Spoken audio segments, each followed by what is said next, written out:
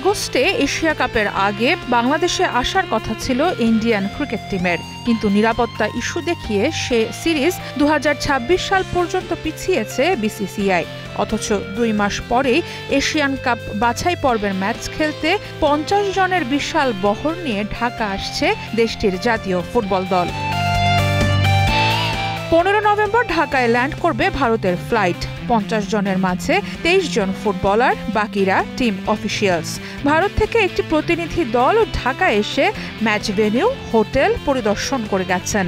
কোথায় অনুশীলন করবে দল সেটিও দেখেছে তারা। 2 দিন অনুশীলনের জন্য উত্তরায় পুলিশ মাঠ এবং বুয়েট মাঠ নির্ধারণ করে দিয়েছে বাফুফে। ভারতের প্রতিনিধি দল এই মাঠ দুটিও করে গেছে পর্যবেক্ষণ। ভারতকে সব সুযোগ সুবিধা দিতে চেষ্টার ত্রুটি রাখছে না বাফুফে। 15 নভেম্বর এসে 19 নভেম্বর দেশে ফিরবে তারা। 5 দিনে ইন্ডিয়ান টিমের জন্য নিশ্চিত নিরাপত্তা ব্যবস্থাও নেওয়া হচ্ছে। অথচ মার্চে শিলং গিয়ে প্র্যাকটিস গ্রাউন্ড আর টিম ফ্যাসিলিটি নিয়ে ঝামেলায় পড়তে হয়েছিল হামজাদের। 2003 সালে সাফ চ্যাম্পিয়নশিপ খেলতে সবশেষ বাংলাদেশ এসেছিল ভারত ন্যাশনাল ফুটবল টিম। সেবারই ভারতকে সেমিফাইনালে হারিয়ে সাফ জিতেছিল বাংলাদেশ। মাঝে এশিয়ান কাপ বাছাই পর্বের সূচিতে বাংলাদেশে আসার কথা থাকলেও করোনার কারণে ভেন্যু পরিবর্তন করতে হয়েছিল।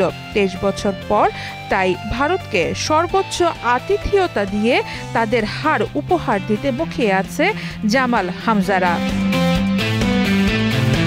শুধু ফুটবল কেন, এরই মাঝে ভারতের অন্যান্য জাতীয় দলের খেলোয়াড়রাও বাংলাদেশে এসেছেন।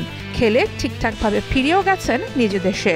তবে অন্যান্য সময়ের মতো বাংলাদেশের ক্ষেত্রেও নিজের মন গড়া কাজের আরও একটা উদাহরণ তৈরি করল ভারত ক্রিকেট বোর্ড। সারা মাহবুব, স্টার নিউজ।